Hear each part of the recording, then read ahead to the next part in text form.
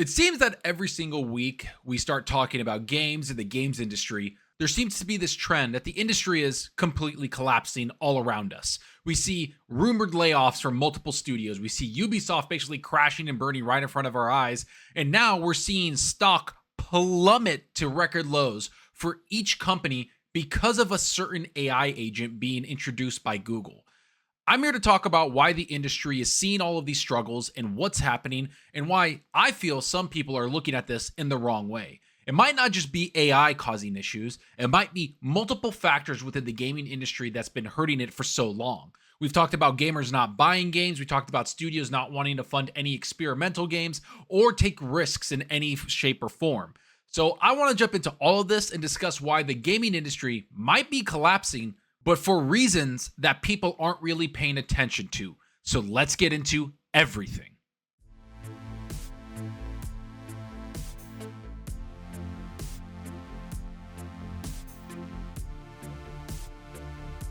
All right, so you know the drill. If you want to be up to date on the gaming news and everything going on within the games industry, hit that like button and that subscribe button. It helps out the channel more than you know. So the first thing I want to tackle is that Google had a lot of their reports come out talking about their quarterly reports and how they've been making a bajillion dollars like always. And the main thing that came out was this little thing called Project Genie. Now, if you don't know what that is, Project Genie is basically a tool that people can use where they type in prompts and Genie will create a whole world for them to interact in. Yet, not a world like a video game world where there's NPCs and there's interactions and all of that. Just a world you can walk around in for about like a minute or so. That seems to be what Genie is. Well, when they revealed that, it looks like the games industry and its investors panicked instantly. And as you can see right here, this is what's being said on social media. Video game stocks are suddenly crashing today with the launch of Google's Project Genie, as investors believe games will increasingly be made with AI. Now, you can see here it's Take-Two, it's Roblox, it's the Unity engine, and of course, CD Projekt Red. Pretty prominent people within the games industry and pretty prominent publishers that make massive games that people love to play.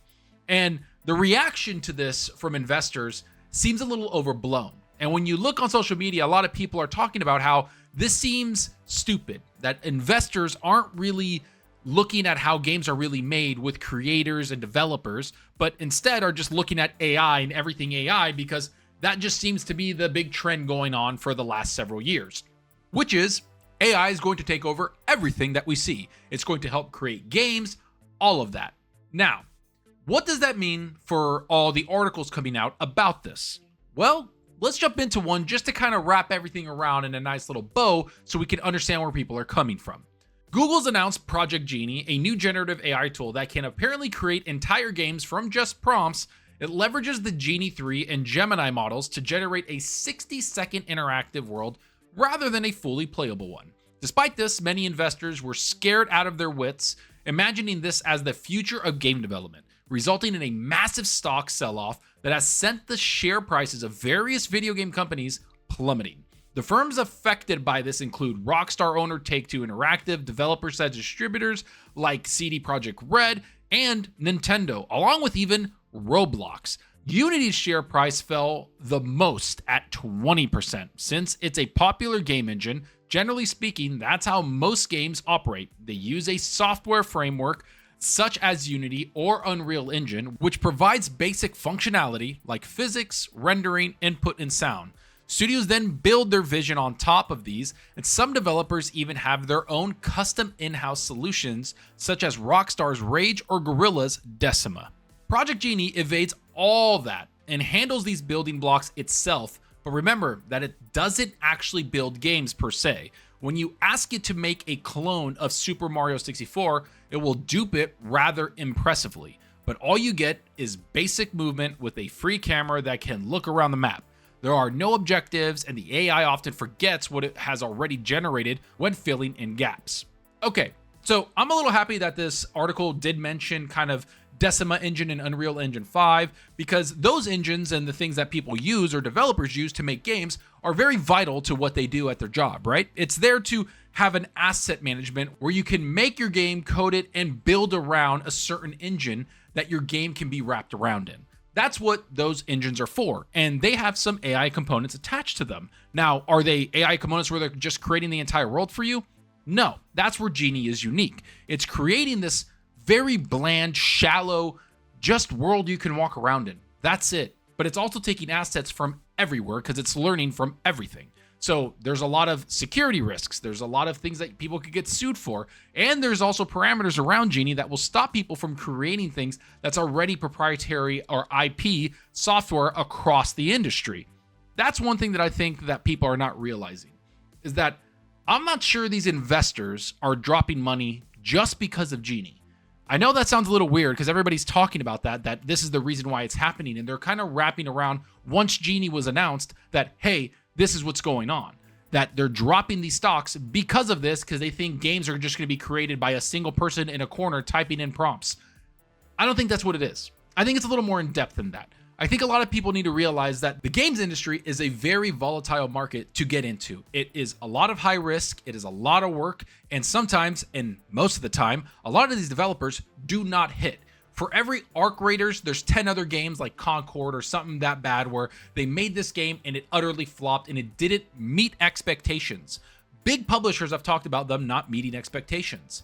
And I think from 2020 to about 2023 or 2024, gaming got a big boost in funding and everything like that because COVID helped a lot of people find gaming as a hobby because they had nothing else to do. They couldn't go outside, they couldn't do things. So people look to other forms of entertainment, which was gaming. Gaming's revenue jumped up exponentially and it was extremely profitable with a lot of new players jumping in. Over time, that balances out and kind of tapers off. That's what's happening currently. Investors are starting to see that tapering off. They're starting to see people not really invest into games. And so all these games that got funding in 2020 or 2021 are starting to see their games launch and not find an audience as big as they thought it was going to be when they started getting that funding and developing these games. That's my personal take. I think that a lot of things are going to be changing for the next several years when it comes to the games industry. I think studios are going to shut down. I think things are going to get a little hectic, and not to mention stock is just going to fall. The real cream of the crop, or the people that have kind of a history of creating amazing games, are the ones that are going to come out on top. That's what I think. I think a lot of the developers that have that education, that have that form of creating games and that experience of creating games and launching them, not just during COVID times, but before that, those are going to be the people that start to kind of rise up. And when their games come out, people are going to buy them and their stock is going to level out. Things like Roblox, things like Take-Two with GTA, and not to mention CD Projekt Red and all those people. Ubisoft is dealing with something different. They're dealing with a lot of internal management that has not been doing the developer service. They are just mismanaging their entire IP and their entire infrastructure within Ubisoft. That is a whole other beast that needs to be handled. I think their stock is falling for another reason, and it's been falling for several years. Now, let's get back to studios shutting down. A lot of studios right now, today, are shutting down.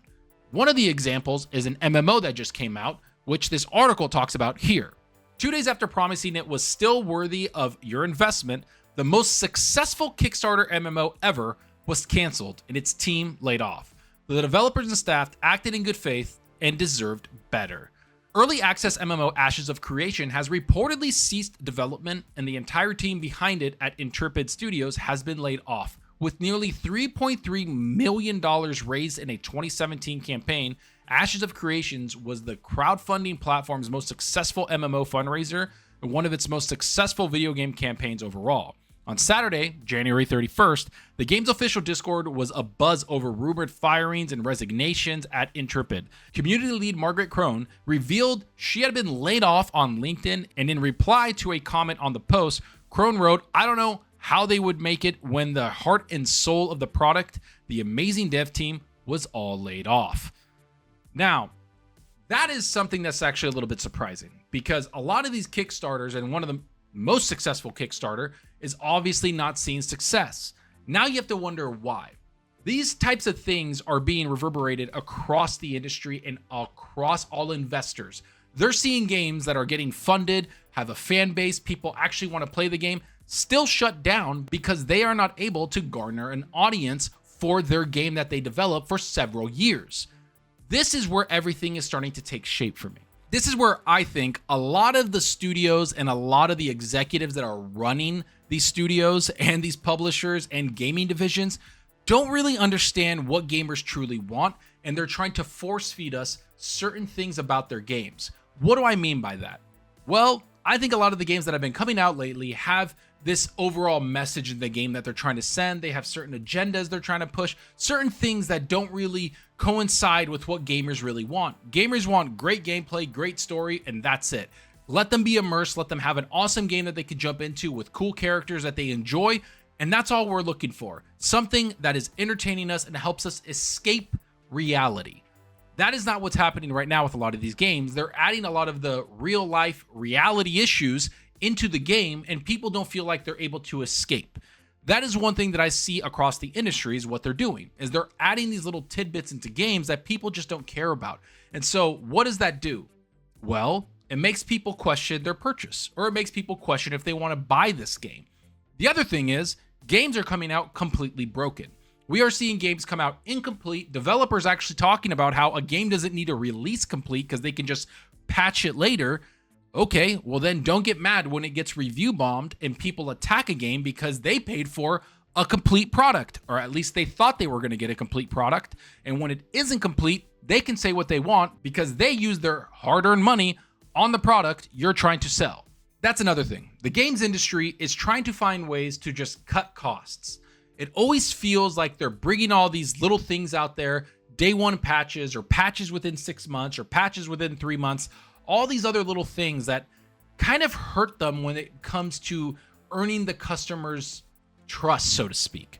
So that's what I feel is happening, is that none of these developers and none of these people giving them money not only don't trust the developers, but don't trust gamers or the audience to be receptive of what they're building. And I know that sounds a little weird because all I hear about is AI, how it's ruining everything. And yeah, to some extent, it's hurting hardware, it's hurting manufacturing, and it's going to hurt next generation consoles of the PlayStation 6 and the Xbox Series 2 or whatever they're going to call it.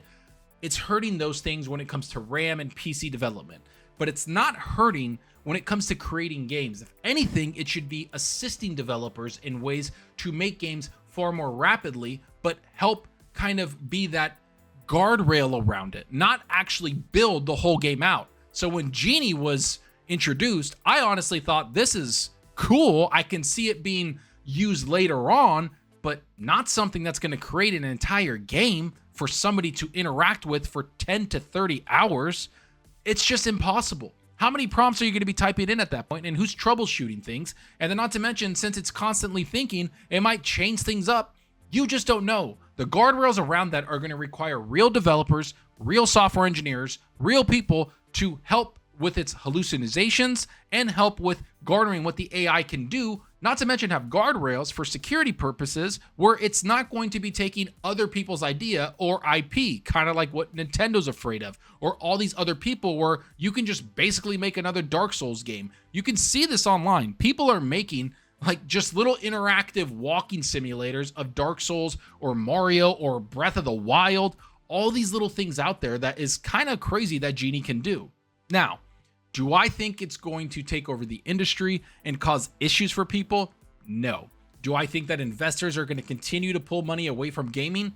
Yes, because I think right now there's not a lot of trust between executives, between developers, and between developers and gamers and executives and gamers. I think there's these three pillars, the executives, the developers, and the gamers, that are all broken in trust.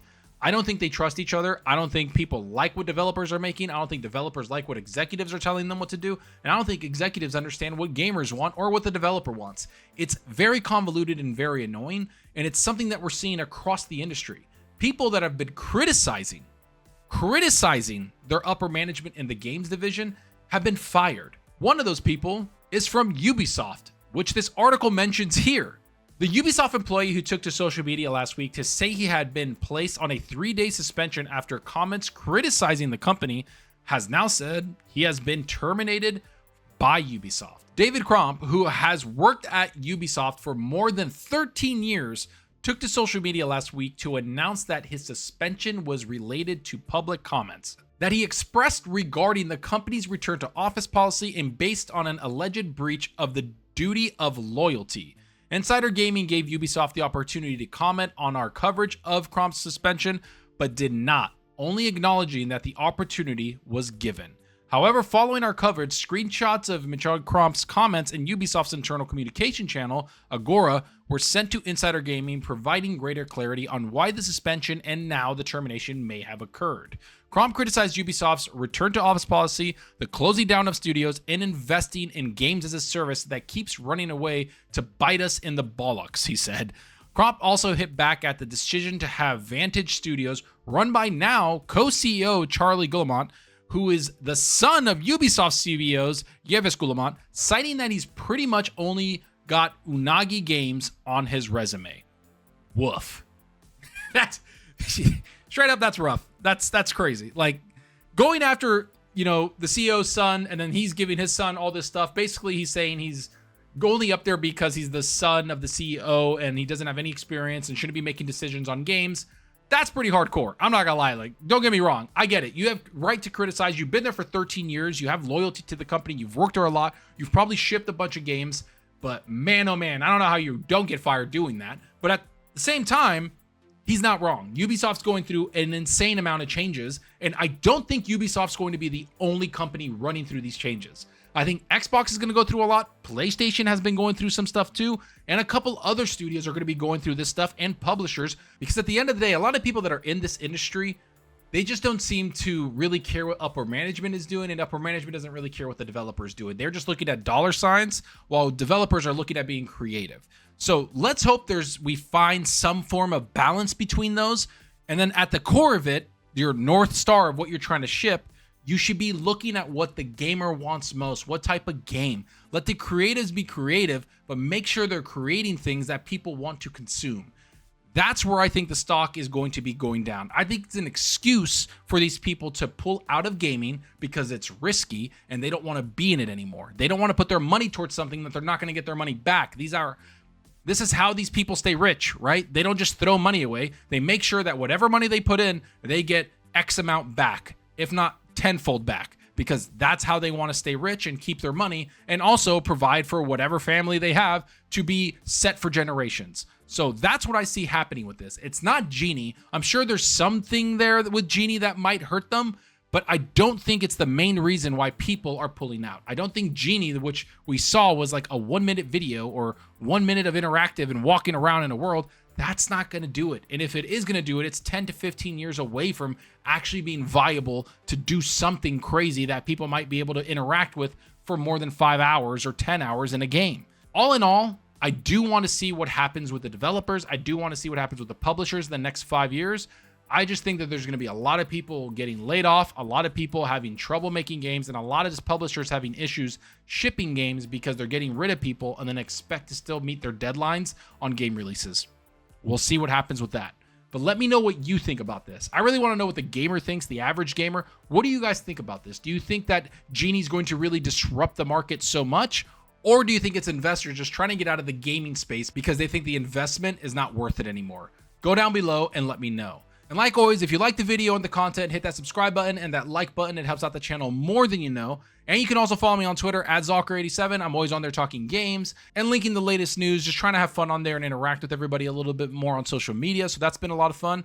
And of course, I want to know what you're playing. I've been playing a lot of High Guard. The 5v5 mode is way better. I can't believe that I'm enjoying it way more. I've been playing Apex Legends here and there, but High Guard 5v5 mode is really fun, really intense, and requires a lot of strategy, which I've really enjoyed. So I think they should have launched with that, shadow dropped it with 5v5. It would have been so much better. But let me know what you're playing. I want to know what you're playing down below. Are you playing something new, something that's old? Let me know, because I like to get ideas of what game I'm going to play with next. But until next time, thanks for watching, and like always, enjoy your gaming, and I'll see you on the next one. Later.